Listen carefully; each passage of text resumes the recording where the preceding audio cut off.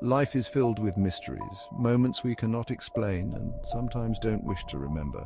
Often these moments come when we least expect them, lurking in places that once felt familiar, safe, even ordinary. But what happens when that sense of safety is shattered? Tonight you'll journey through 3 stories that invite you to question what lies beneath the surface of the mundane. Each tale unveils an experience with the unknown, leaving those who survived forever changed. In 2023, I found myself in an unexpected situation, forced to leave home after a falling out with my dad. It was a temporary move, and I found a small cabin for rent by a landlord who seemed trustworthy enough. The cabin was modest. 2 floors with a small kitchen, a cozy living space, and a single bedroom at the top of a narrow staircase separated from the main floor by a hatch-like door.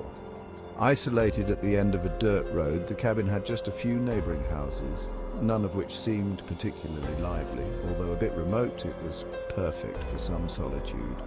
Little did I know, this quiet retreat would soon be filled with a fear I could hardly have anticipated. I'd been living in the cabin for about a month, slowly adjusting to its creaks and quirks, when one late evening something unusual happened. After a long shift, I prepared a quick meal and collapsed onto my bed. My usual routine included closing the hatch-like door that led to my bedroom, a habit I'd developed as sleeping with it open made me feel oddly exposed. With the door shut, I began to drift off to the soothing sound of the television, but my peace was shattered by an unexpected sound. A faint voice drifted up from below asking. My body froze as I tried to rationalize what I'd just heard. The voice sounded distant but unmistakably inside the cabin. Cautiously, I turned off the TV, listening for any further sounds. After a few tense moments of silence, I dared to speak, calling out, "Who's there?" I waited for an answer, but nothing came. Anxiety gripped me as I climbed out of bed, opening the door and peering down the stairs. In my mind, I hoped it was simply the wind or my imagination, but I couldn't shake the feeling that I wasn't alone. I crept downstairs, switching on lights as I went, trying to banish the shadows that seemed to stretch across the room. But the cabin was empty and the doors were securely locked. Yet, just as I started to breathe a sigh of relief, a series of loud, angry bangs shook the door beneath my feet. The relentless sound reverberated through the floor, each pound echoing with increasing intensity. It was unmistakable now. Someone or something was in my cabin.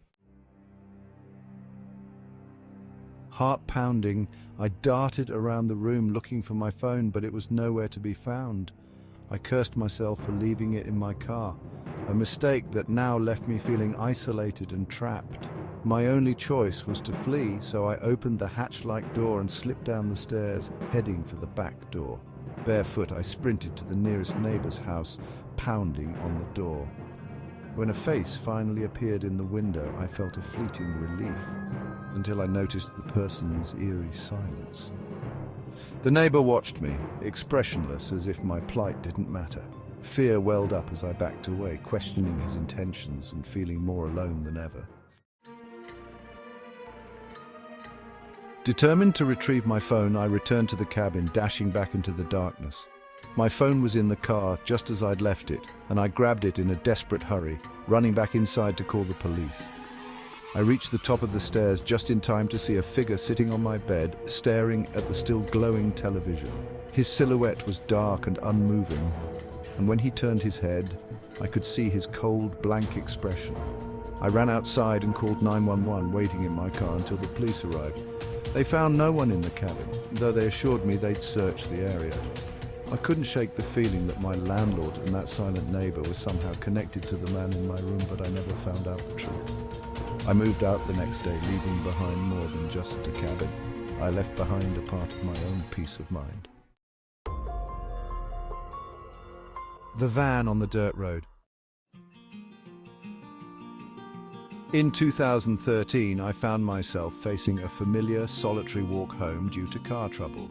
It was a 3-mile trek through rural Indiana, and though it was late, I was accustomed to the quiet roads and knew the route well.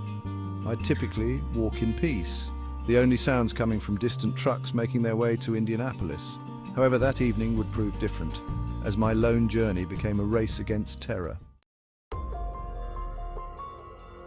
I was about halfway home, following a dirt road that led through dense woods when I heard the rumble of a vehicle behind me. Turning, I saw a van moving slowly, its headlights off. My initial instinct was to dismiss it. Small towns often had beat-up cars with broken headlights, after all. But as the van crept closer, it seemed deliberate. I quickened my pace, anxiety prickling up my spine as the van followed, headlights still dark like a shadow, chasing me down the lonely road. Rising tension. Moments later, the van's engine roared to life, headlights flashing on as it accelerated toward me before stopping abruptly. I glanced over my shoulder, feeling my heartbeat surge as I saw both the driver and passenger doors open. Terrified, I ducked into the woods, hearing the snapping of branches as footsteps followed me into the darkness. Hiding behind a large rock, I listened, holding my breath, as voices echoed through the trees. A man's voice called out, "I think she went into the woods," and a young woman's voice responded in chilling agreement. My terror intensified as I realized I was outnumbered and utterly alone. The horror reached its peak when I heard the man say, "Whoever finds her doesn't have to drink the blood tonight." My mind raced with fear, picturing a ritualistic cult or worse. Just as I felt hopeless, the forest lit up with red and blue flashes, police lights illuminating the night. I scrambled from behind the rock, screaming for help as the officers approached. I stumbled out of the woods, only to be greeted by a scene of horror. Near the police car lay the body of a woman, her lifeless form a gruesome testament to the nightmare I had just escaped. The officers questioned me, and I told them everything: the van, the man, and the haunting voices. They took note of the van's license plate, which I managed to see on my street days later.